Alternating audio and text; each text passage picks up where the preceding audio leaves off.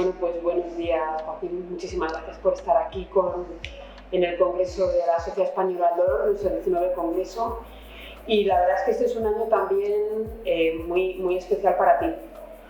Sabemos que este año, por fin, después de muchos años de batalla, en consulta en quirófano, valorando pacientes, tratando dolor crónico y siendo un pionero en el tratamiento del dolor, y no solamente eso, en la docencia en dolor posgrado, de alguna manera probablemente no buscada, pero sí requerida por todos los profesionales que de una manera posterior a nuestra especialización hemos necesitado mirarnos en referentes. Pues como digo, ha sido toda una vida dedicada al dolor, Joaquín. Pues sí, efectivamente ha sido toda una vida.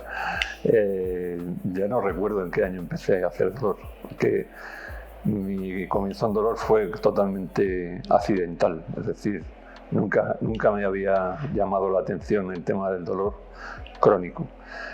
Sí que me gustaba mucho la anestesia regional, las técnicas y todo esto, pero lo que es el dolor en general no era algo que me había atraído. Incluso yo diría que durante la residencia evité la rotación por la unidad del dolor, porque en aquel momento no era lo que a mí me llamaba.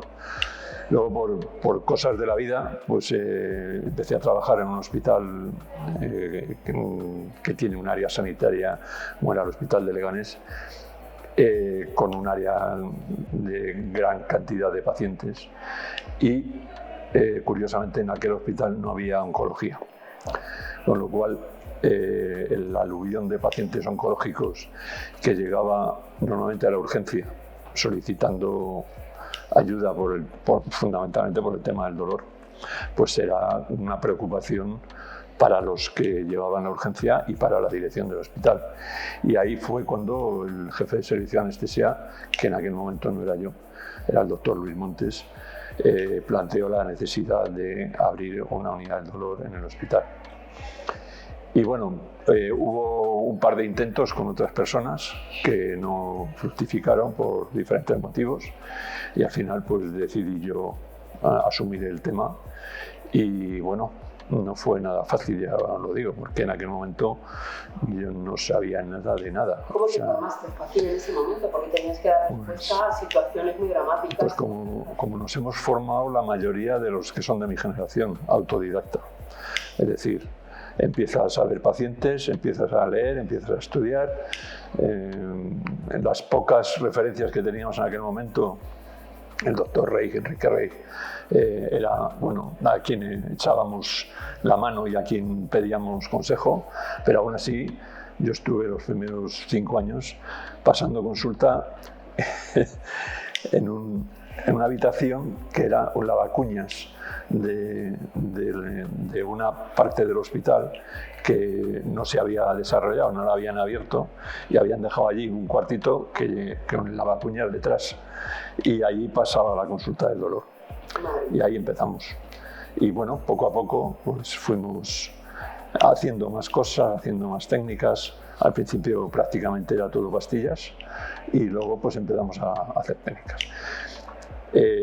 Yo estuve de jefe de servicio poco tiempo, no recuerdo si fueron 2 años, no creo que llegara a 2 años, y cuando terminó esa etapa le pedí a la nueva jefa de servicio que llegó la posibilidad de rotar un mes con el doctor Rey en Puerta de Hierro. Y ahí estuve un mes en Puerta de Hierro, pues ya viendo cómo se ponía un electrodo, cómo se ponía una bomba, lo que ellos manejaban en aquel momento, que era también cosas muy limitadas. Pero bueno, para mí era un mundo muy bueno. Puerta de Hierro, que no lo sabe todo el mundo, en ese momento claro, el era el doctor Enrique Rey, exacto.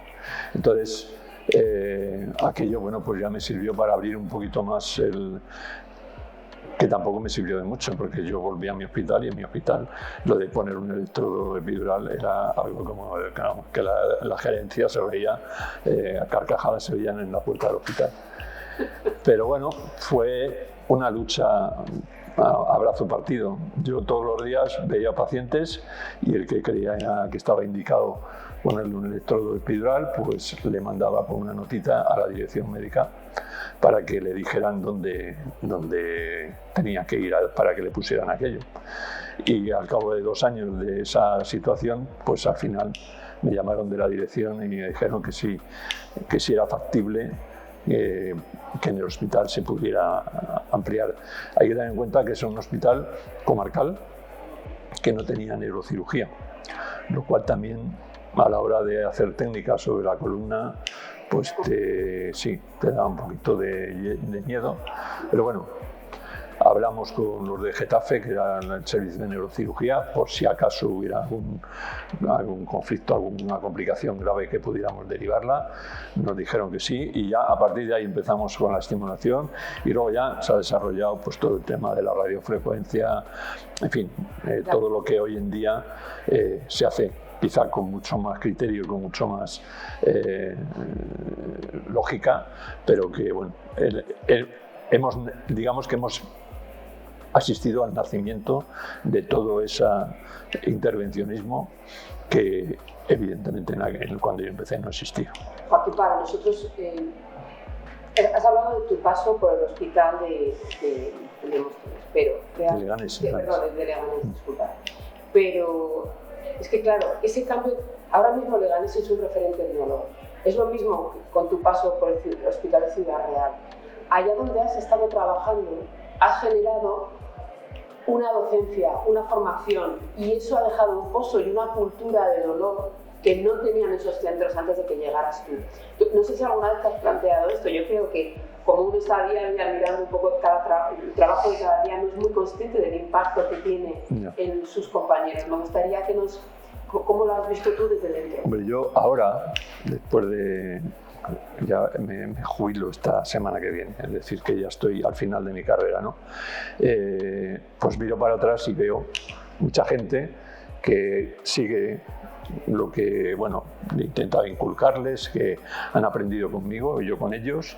El doctor Herrero, el doctor Mendiola, han sido residentes y compañeros y gente que ha trabajado conmigo.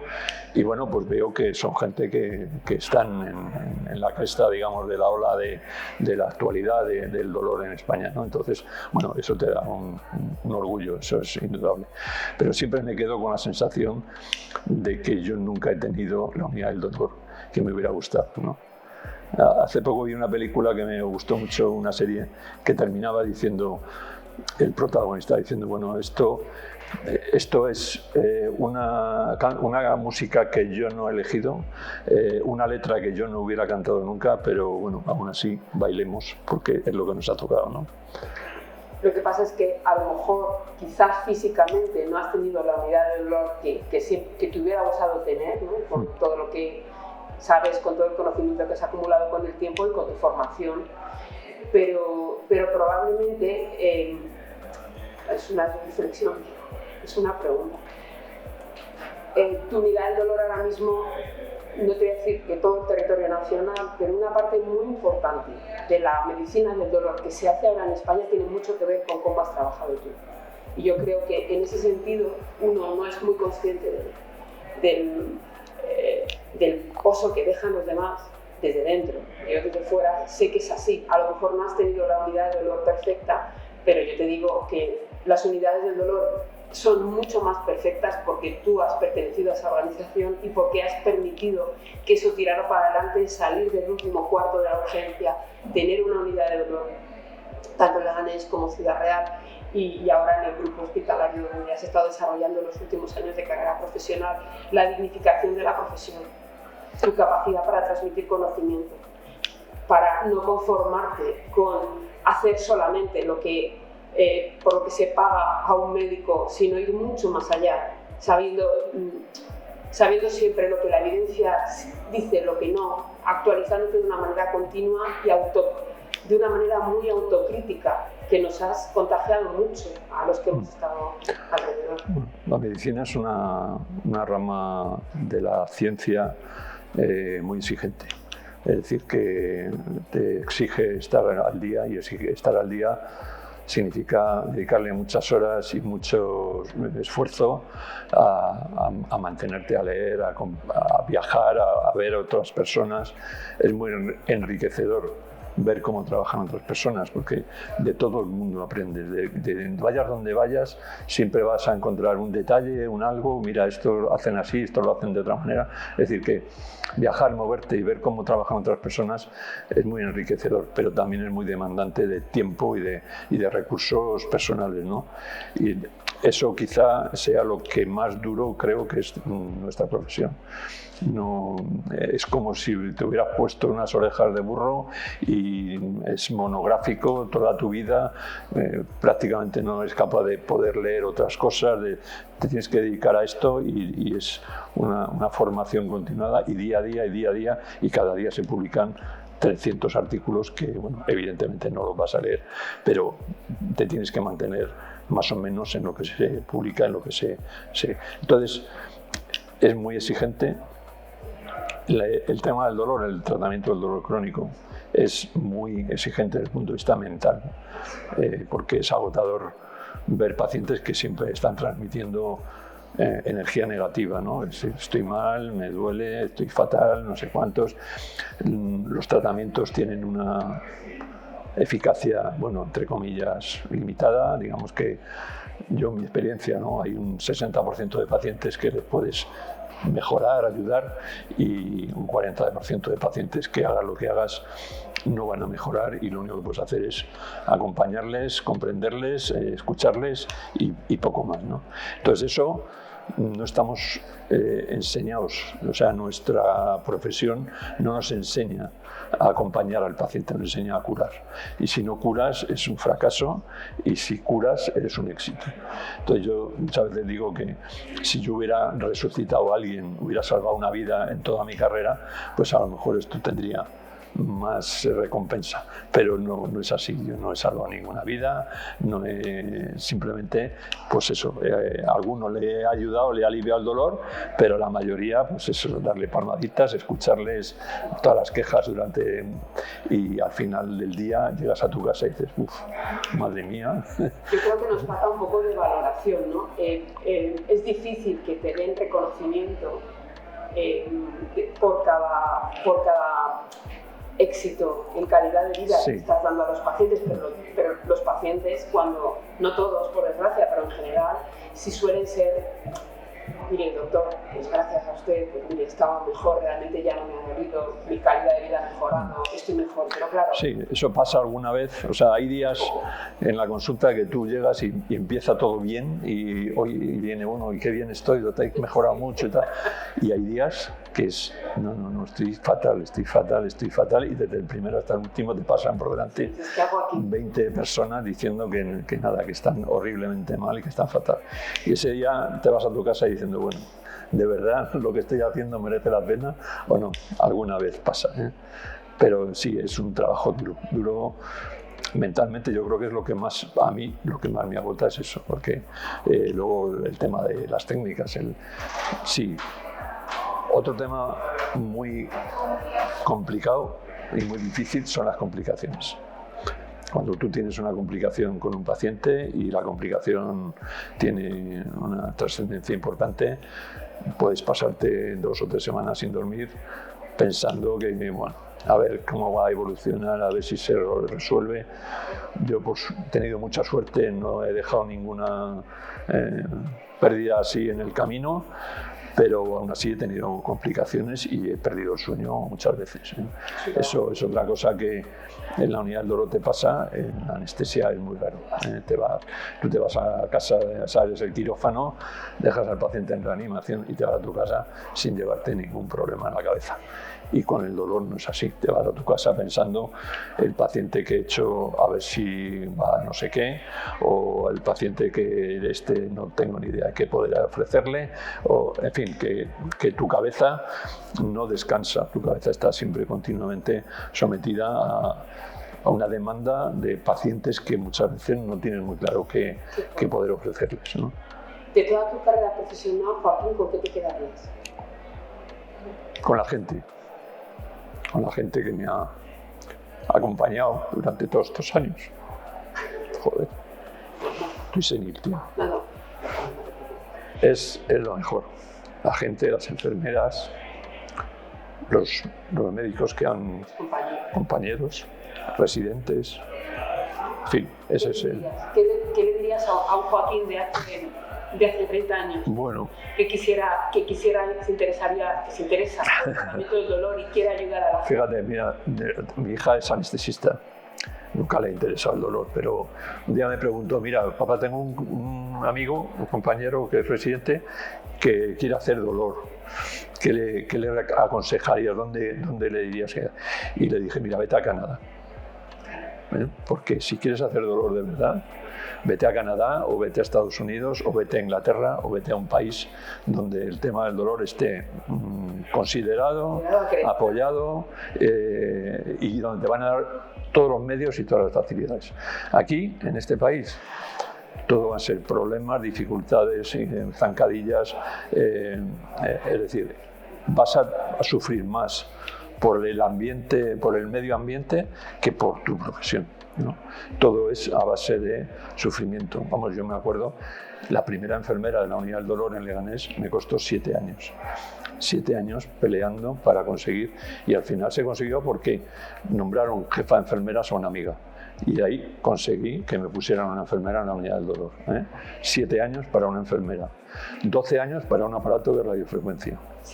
En fin, todo es así. Entonces, a una persona que tiene ilusión, que de verdad quiere dedicarse al dolor, mira, vete a otro país, porque en este no. Y pienso que cada vez vamos a peor. A ver, no en todos sitios, porque luego hablo con gente, por ejemplo, he estado hablando con unos compañeros que conozco hace muchos años, trabajan en Murcia, y me han dicho que por fin van a conseguir que les hagan una unidad al dolor, con un quirófano, con no sé qué. Pero bueno, eso es, digamos, la excepción que confirma la regla. Lo normal es todo lo contrario, cada vez más dificultades, cada vez menos recursos, cada vez menos dinero, cada vez menos... Hace, creo que 15 años, yo escribí un editorial en la revista de la Sociedad que se titulaba Quo Vadis Dolor. Sí. Y en ese editorial, bueno, pues yo enumeraba lo que creía que en aquel momento eran los principales problemas que tenían las unidades de dolor. Bueno, pues han pasado 15 años y los problemas siguen siendo los mismos, ¿vale? Y siguen sin resolverse ni con un visor de que se vayan a resolver. Entonces yo creo que ese estancamiento es muy duro porque a gente que tiene ilusión, que tiene ganas y que tal, conozco también a muchísimas personas con ilusión, con ganas y tal, y que al final han dejado el tema del dolor por eso, por aburrimiento, por cansancio y por desincentivación de su trabajo.